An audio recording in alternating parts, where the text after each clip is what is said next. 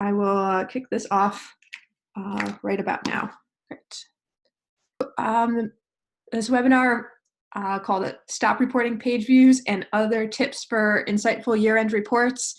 So we all know that 2018 is over, but in the world of digital marketing, digital communications, web manager, January is reporting time. So I think a lot of people at your organizations are taking this as a chance to look back at how well we did in 2018, report on that, analyze that data, and figure out where to go in 2019. So the theme of this presentation is really to take a look at what we're reporting on and whether those metrics really make sense as a way to measure whether programs and site content, etc., were successful. And I have some suggestions about what you shouldn't be reporting on and what metrics that you should use instead. All right, so let's get started. First off, I'm going to introduce myself. This is a picture of me. My name is Emily Patterson, and I run a small digital agency that specializes in basically just this, helping organizations figure out what they need to track, doing the work to implement that tracking, figuring out what are their goals for their digital content, making sure that's all tracked correctly and their data is accurate, and then helping them figure out how to use that data, whether that's building dashboards, analyzing it, doing regular reporting, can take a variety of forms. So it's kind of those three things. And if you're interested in learning more, my email address and website are on this slide, so feel free to look me up and reach out. I'm always happy to hear from people. Awesome. So the theme of this presentation is we're going to take a look at four metrics that I really think are misleading, confusing, inaccurate, that you should stop using in your reports, pretty much. So let's get started while I explain what those are. So a little bit of backstory here. Google Analytics was created in 2005.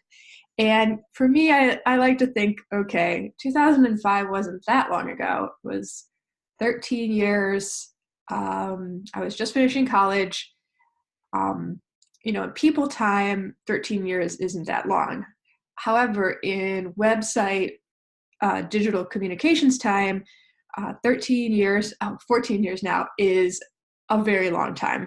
And to show you how long that was and how much has changed, I have a few screenshots. All right, so this is courtesy of the Wayback Machine. This was YouTube from 2005. As you can see, a lot has changed on YouTube. Oh my goodness, my YouTube feed looks completely different. We have these lovely tabs. Just the design is very dated. Next up is the Washington Post. Also has a different design here with just a lot of links down here on the left-hand side. A lot of links on the homepage. Seems kind of messy and cluttered. So a lot has changed here with the Washington Post design too. And finally, we have Facebook, which apparently was still the Facebook at this time. Kind of the same thing. We got a lot of links up here at the top, and on the side here, still the same, very text-heavy kind of cluttery design. And the reason I'm pointing these out is because the way the internet was designed, the websites were designed in 2005 when Google Analytics launched, influences the metrics that are available right out of the box with Google Analytics. So when I say right out of the box, I mean the things that don't require any custom setup, where you can just put your Google Analytics code on your website, it starts reporting, and you get metrics. Unfortunately, a lot of these metrics, like I said, are reflective of a previous iteration of the web. So a lot of these out of the box metrics, I think, are not the best ones to use. And we're going to talk about how, with a little bit of extra work, you can get measurements that are going to be more accurate and, just kind of give you more insight into what's really happening on your website. So the big 3/4 that we're going to talk about today are direct traffic, why it's misleading, what you should really be doing instead, page views. I know a lot of people are still reporting on page views. I think that this works, sometimes if you have a content heavy site and you are looking at, what are your top content pages, I think it's appropriate there, but there's a lot of use of it in times when it's, not really appropriate. I'm going to talk more about that. And then the final thing is that a lot of people measure kind of engagement or how, how useful their site is to their users by looking at either bounce rate or time on site. And there's a lot of problems with both these two metrics. And I'm going to talk about what you should think through to be measuring this instead. So the 3 buckets we're going through today are, actually we're going to do page views first, followed by direct traffic, and then we're going to talk about engagement and why bounce rate and time on site are not the top ways to measure it. All right, I have one caveat, unfortunately, before we get started. So in a perfect world, you should be able to take these suggestions right back to your office and, make some changes to your 2018 website report. Unfortunately, the way things work in Google Analytics, you pretty much need to make these adjustments to your website tracking, and then Google will start recording that data moving forward. So if you go back and make these changes right now, you very well might not have data, a whole year's worth of data until 2020. Oh man, that does sound like the future. So there will be a few suggestions you can use today to go back and make these changes right away, but unfortunately a lot of things, and I'll point those out, are changes you need to make to how Google Analytics collects data. And so unfortunately, you will have that information moving forward rather than being able to go back in time, like Back to the Future here. Cool. All right, first up is page views. Subtitle, I'm misleading Beth.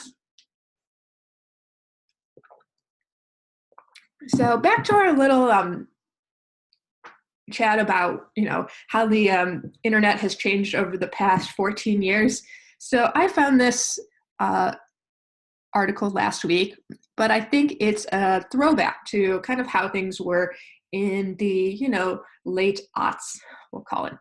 There were a lot of these stories out there, even on newspaper articles, where if you wanted to read the whole article, you pretty much would have to click through a variety of links. So in this case, it's 91 photos, but a lot of times it would be read page 1, read page 2, read page 3. There would be an article on like the top 10 places to raise a family, and you would, see place 1, see place 2, see place 3, and each time a new URL would load. So if you were looking at page views, it would be very easy to see, how far did people make it through this content? Were there specific sections of it that were more popular than others? What's the drop-off rate here? Because it was, your URL basically would change a lot. And there were a lot of pages, if you remember from my screenshots of like the Washington Post and Facebook, there are a lot of like separate pages in a website design. So that's kind of the old style. Here is what a lot of websites, especially newly redesigned websites look like. This is a screenshot from a client that I had last year. And I think it's very representative of how things are going. A lot of times you hear this referred to as the infinite scroll. So this is not infinite actually, but it still kind of maintains that design that works well on a mobile device and also on your desktop. So this is all one page, and honestly, I couldn't even get it to fit into this one slide. I had to chop it up here. So you start off here where it says NYC's flood risk is on the rise, and you scroll and you scroll and you scroll and you scroll. And so you're going past all sorts of different types of content. There's a video you can see here on the right. There's personal stories. There's an email sign up. There's all sorts of different resources. So basically back in 2005, this would have been maybe 8 different pages. You'd have the video on one page, for example, and there's some resources on another page. But in today's web design, this is all one big long page. And so if you're looking at page views and what pages people are viewing, it's going to be very difficult to see, okay, how far did they make it down the page? Which of these elements on here were useful to them, popular, which did they engage with? Basically, looking at your page view report, you're not going to be able to get any of this information. So if your website, especially if your website is set up like this one, I recommend, to stop, get away at least from reporting on page views. What you should look at instead is either events and or sessions. And those are 2 totally different things, but I'm going to explain what I mean here in a second. So I don't mean that you should stop with reporting on page views in total. I just mean that there's definitely, I think a lot of people aren't aware of, there's a way to get a lot more useful information, especially if your website is designed with that sort of long scroll. So Google Analytics has a feature that is not out of the box. So this is something you would need to custom set up. It's definitely worth thinking about, what's important on this page? What do we want to track? I don't recommend setting up tracking for absolutely everything. You will get kind of a bewildering amount of information. So think about, what are our key actions here? What do we want to know about each of these actions? Do we want to know what page they're on? Do we want to know the button color? There's lots of different options here. So basically you use event tracking, and I use Google Tag Manager to set this up. That's becoming the standard way. We'll have to cover that in another webinar. But I tell it, hey, every time somebody clicks on this Learn More button, send that data to the Google Analytics event section. Whenever anybody watches this video, tell Google Analytics that they watched this video. You can even set up events saying, how many people made it through a quarter of the video, how many minutes have they watched. There's a lot of different options here. So this is how you get information about what specific elements that aren't pages that people are interacting with. The caveat is that this needs to be set up by your team, and you need to make the decision about what gets tracked and kind of what gets reported about each interaction. The other thing I wanted to stress is that a lot of people, I think, use page views. That was actually kind of what prompted this whole webinar in the first place. I got a text from my friend who had just started a new job saying that she was putting together her year-end report. She's the web content person. And she wanted her office was tracking page views as their main metric. To measure, quote unquote, website traffic. And I said that I had all this content around, what you should be reporting and not reporting. So if your boss or your client is just like, just give me a number about website traffic. I want to know how many people, that's not the right way to phrase it, but I want to know, how many visits is my website getting? So the metric to look for in Google Analytics is sessions. This is visits to the site, and I think this is a good high-level metric to use. Like I said before, I don't recommend page views, because if you change your website design to, say, eliminate old content, or to combine, what was 5 pages into just 1 page, because now that everyone's on mobile, they're used to scrolling in these long pages. this will really mess up your metrics. I get this question a lot from clients saying like, I redesigned my website, my page views are down by half. And it's, it's because they combined a lot of pages and now they just have fewer pages to be viewed. So sessions is something that's going to be way more consistent. Even if you tweak your website design or maybe eliminate older or out-of-date content. So go with sessions. That's my point. All right, next up is direct traffic. Direct traffic, I think, is really the most misunderstood out of all of the metrics I have here. So I'm on a bit of a mission in my life to educate people about what is direct traffic. So, right. So here's what most people think direct traffic is.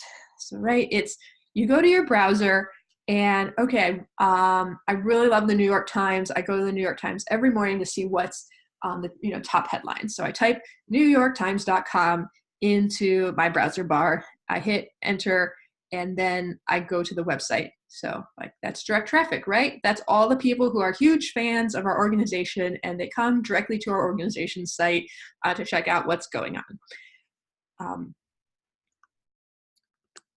Unfortunately, direct traffic is, yes, people typing stuff into your browser bar, but actually it's really when Google doesn't have information about where those people came from. And the next slide is a list of all the different things that could be. But I like to explain direct traffic as mystery traffic. So if you are, running the digital communications team and you are like this client here, doing all sorts of different efforts, like you have your Google AdWords grants and you have some display ads and you have social media and you have a bunch of partners pointing to your page. Direct traffic is going to be kind of like the bane of your reporting existence because basically you don't know what this is. It could be people coming directly to your site, but it also could be social media traffic that's not tagged correctly. It could be, a lot of cases, it's email traffic that's not tagged correctly. So it's kind of traffic that you can't attribute to another source. And if you're trying to make the case, to your executive director, or CEO, or VP, or whatever, that, we need to invest more. Email is doing really great. I need another, staff person. It's going to be hard with a lot of direct traffic because, you won't have those accurate numbers to say that we're getting this many people to our site from our, XYZ campaigns. It's just a mystery bucket. So what's direct traffic really? The two things that you often hear, and they are true, they're just not the whole story, is bookmarks and typing your URL into your browser bar. That's included. But a lot of times it's all of this other mystery links. So if you click on a link in this slide deck, that will be counted as direct traffic. Links in, messaging apps and text messages, a lot of times in email. Sometimes they show up as referrals, but most of the time they are going to be counted as direct traffic. If you have your redirects configured in some sort of weird way, and it definitely happens, those might be direct traffic. And then also a big one is if somebody links from HTTPS, so secured site, to an unsecured site, that will be seen as direct traffic. That's definitely something you should fix for bigger reasons than this. So it's a whole variety of things. Sometimes you hear this referred to as quote unquote dark social. It's all that sharing out there that's not getting tracked by Google Analytics. Cool.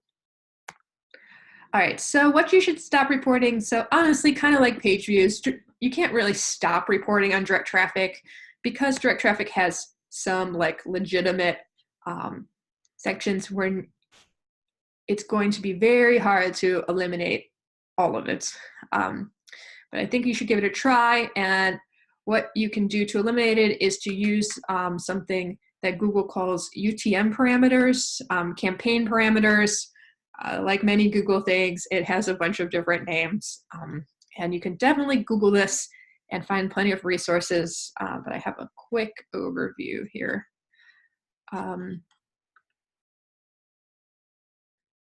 Cool.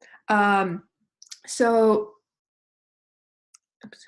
We already did that one. Okay, so UTM parameters are basically, you look at this, it'll have your URL here, and then you'll see this UTM, and then the three main ones that you will typically see are source, medium, and campaign. So these are three data points that you can append onto your link, and then you use your link just like you would anything else. So if you're writing an email, you just highlight and then add this as a hyperlink.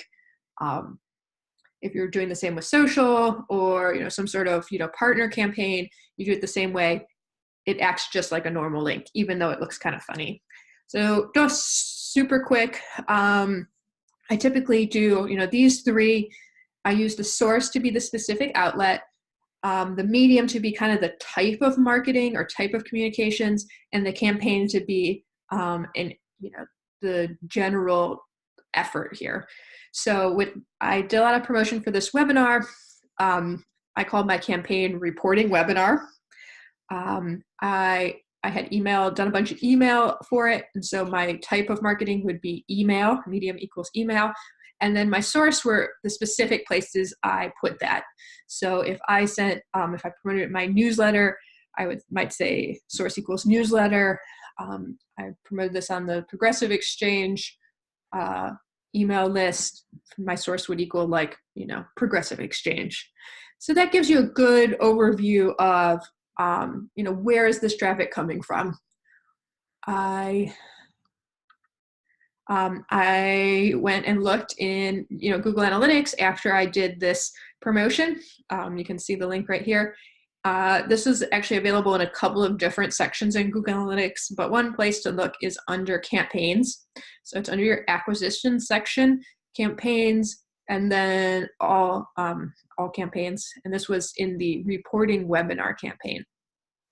These are the three different places I put it, and you can see how many people came from each link.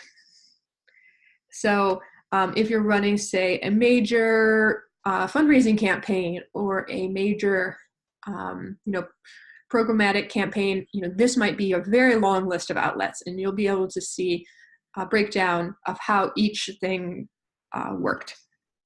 So no more mystery traffic.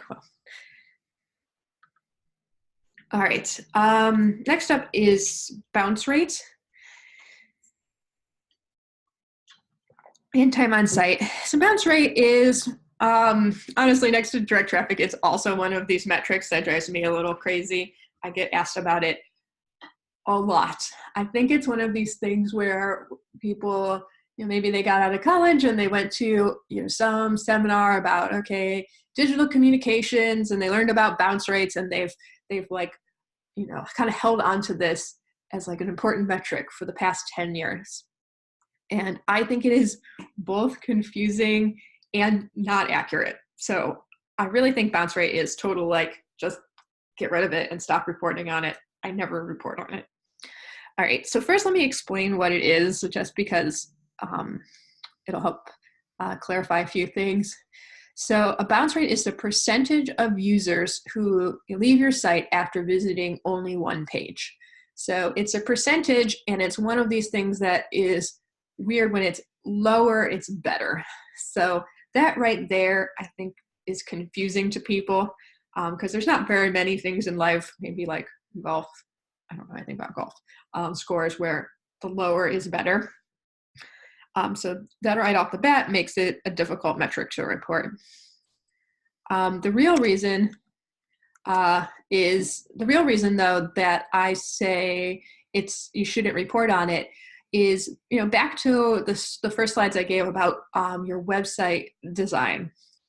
I think back in the day, you came to that article that had, the top 10 cities to retire to, right? And if you only viewed the first part of it, and you left, that probably, wouldn't be considered a victory for the person who wrote that article. You'd want them to at least read through, I don't know, city 4 or 5. and each of those would be separate pages. Now we have a lot of people coming in sideways to the website. So that means that they're not coming in through the homepage, they're coming in directly through a content page. And you saw when I shared that screenshot of the flood site of that really long page, that a lot of times one page contains all sorts of different types of content, and it's pretty much maybe all you would ever need in one visit. A news site might have a page with a long article, maybe a video, comments.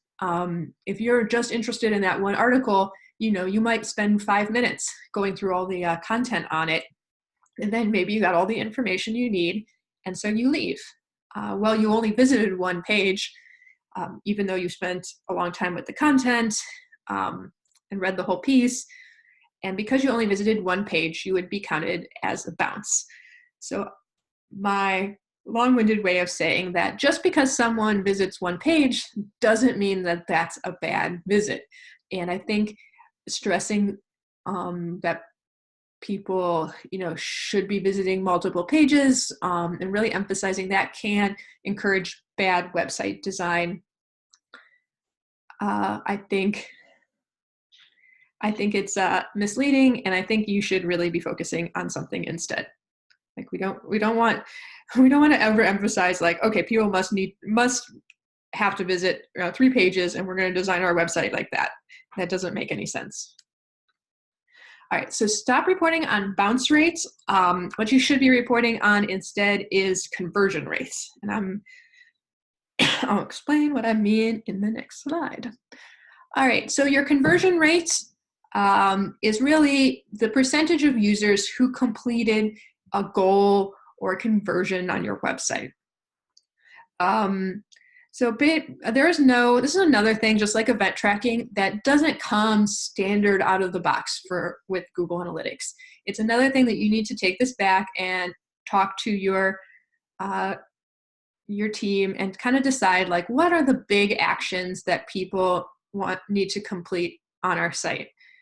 I included some examples here from clients. Very typical thing would be, to sign up for an account, to register for an event like this webinar, downloading some research, or a lesson plan in the case of a educational nonprofit, donate, newsletter signups. So these are all things that I've set up tracking for in the past. You would pretty much talk and decide, like, okay, what are our key things that we're trying to promote on the site? Let's make sure that those are tracked and set up in Google Analytics as a goal. So goal is the Google term for conversion. And if you want to get more information about how to actually do this, that's what you would Google. And so why is this useful? So this is just one. Google goals unlock a whole bunch of useful reporting in Google Analytics. And this is just one place that I wanted to demo. So we're back to this reporting webinar campaign. And so again, here on the left, I have the 4 different places I promoted this webinar. And then here on the right here, I have my webinar sign up goal. So I set this up 2 years ago or so when I set up this website, and I said, every time someone completes the webinar sign up form, please count it as a goal. And so this will tell me in percentages and then real numbers from each source, how many signups did I get? This is important. In this case, maybe this last place, like, oh, if I don't have time really to promote my next thing in 4 places, well, forget this last place because they had a lower rate and they had fewer people. I don't know. This will be more useful if you have a whole variety of different outlets. You'll notice, and because I always do, a big difference in conversion rates depending on where you're promoting something, the type of ad or the type of outlet that you're using. You might be an organization that does really well on Twitter versus Instagram or something. It's kind of different for everybody, and this is where you would start where you would go to get that data. So I recommend, setting up some goals and then using these features in Google Analytics to look at, okay, what are there different user types and different traffic sources, which types of people are, have a good, high conversion rate. We should probably focus our energy on those different, sources or buckets of users. All right, this is another question that I get a lot, is that it's like, okay, cool for me. I have webinar signups as a big goal on my site, but what if my site is just, very content heavy? We write a lot about an issue, or we have a lot of research that we just want to share, and there's nothing really for people to do or take an action on the site.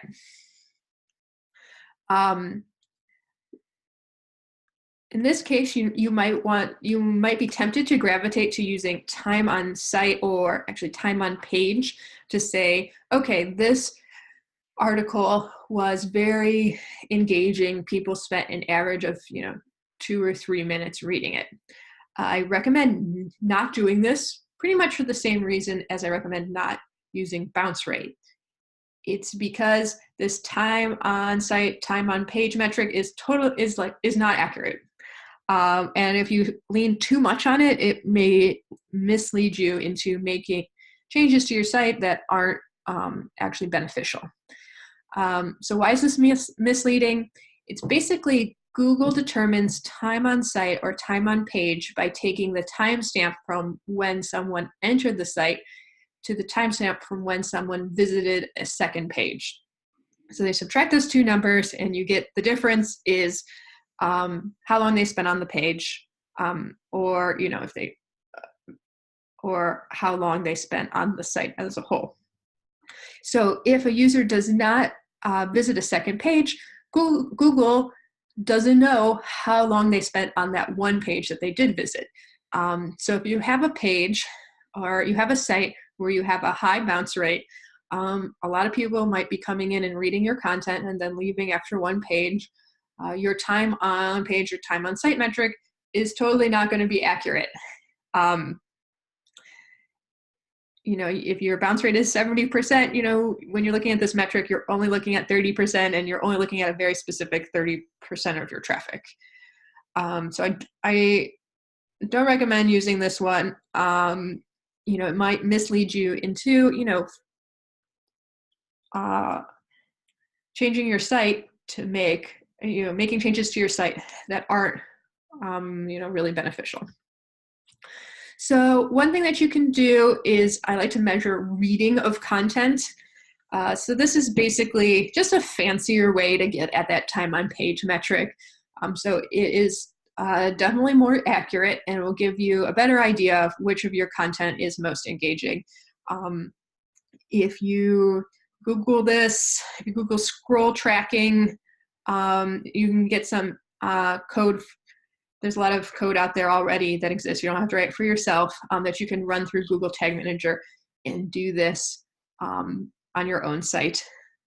So basically, you can use scroll tracking to measure how far down the page people get, and then you can use, I think often it's called an engagement timer, to track not just like the difference between visiting the timestamps on entering the site and visiting the next page, but the actual time spent on page here. It's a little, might sound like too much information, but basically you're getting how far people scroll down the page, and you're getting how much time they spend on the page. So often I will create a goal around both of those and say, okay, I want to look at people who scroll 75% of the way down the page and spend at least a minute with the content. And I'm going to count that as a read. All right, so that was the last point that I have here. Just as a quick reminder to recap what we reviewed today. I know it's cheesy, and you might at this point in the year, since we're halfway through January now, feel like, okay, I have had enough of 2019 New Year's resolutions. Like maybe you already fell off the bandwagon on one or two. But if you feel like you still have room in your crowded New Year's agenda, I would make it your 2019 resolution to get event and goal tracking set up on your website and start using your UTM parameters, especially in email, and move away from tracking page views, from reporting on direct traffic as if it were just, people typing in your URL. Try and see direct traffic as unknown traffic. And then also when you're talking about engagement on your site, don't report on bounce rate and time on site. I recommend using that conversion rates or tracking, reads of your content by using the scroll tracking and engagement timer combination. All right, so if you want to reach out, my email address is emily@bemeasure.com. I'm happy to take any questions. And if you want to learn more about any of these topics, I can point you in that direction. And of course, I have a business, so if you're interested in having me set this up for your site, doing or an audit of your current setup, I'm certainly happy to take those requests too. We certainly have time for a couple of questions. Let me just open up the pane here. Let's see. Okay, so someone asks, my boss insists on reporting bounce rate. How can I convince her that we should report something else? This is definitely something that I've encountered, because I think these metrics are just sort of out there in the world as kind of a best practice. And I think, people who haven't really stayed up on different trends, they can be very attached to reporting on these things. I like to convince people by doing what I tried to do in this webinar and give concrete examples like, okay, here's how a lot of people are using our site. We have all of these excellent reports. We have a lot of people coming directly to these reports from Google, downloading them, and then leaving. So we're reporting that as a bounce, but really that's good for our organization because they downloaded the report. Shouldn't we be focusing on that report download instead? Focusing on the bounce rate, is really inaccurate, and it's not giving credit to what we're really trying to do here, which is, promote our research. So I like to put things in kind of concrete and business terms, maybe rather than focusing on stressing like bounce rate is wrong. So let's see. What else do we have here? So someone wants to know, where should I use UTM or campaign codes? All right, so the place I would definitely use them, that I think you'll have the biggest impact, is in your email promotions. Email is either going to be tracked as direct traffic or referral traffic, kind of depending on if people are using Outlook or Gmail or whatever.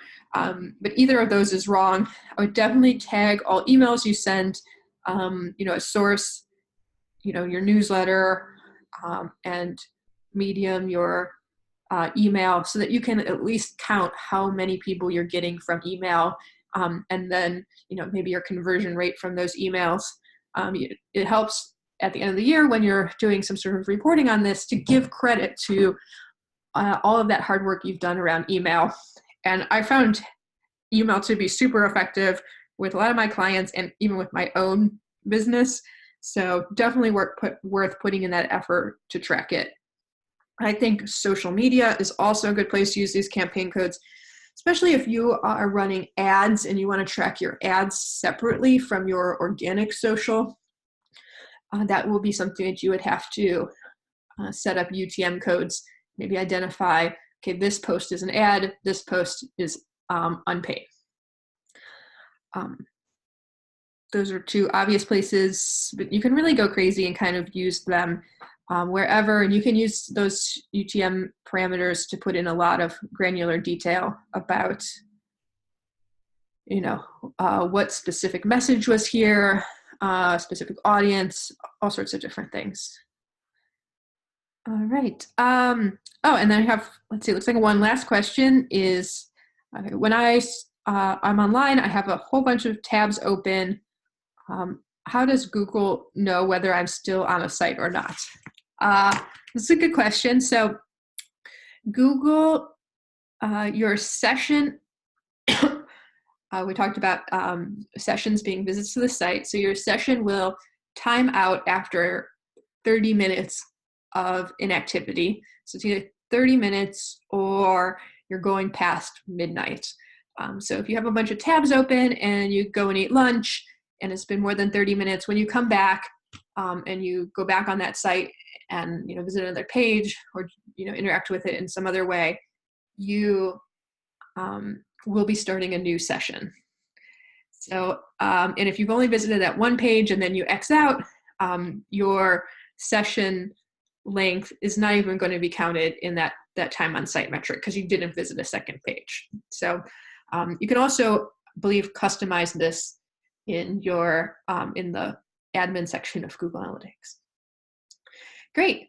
Well, thank you so much, everybody. It's been lovely. Thanks for the great questions. If you have anything you want to know, feel free to reach out, and I am more than happy to help. I'm hoping to do a next webinar about Google Tag Manager. What is it? What is it not? How could it help your organization? Just super high level stuff in February. So stay tuned.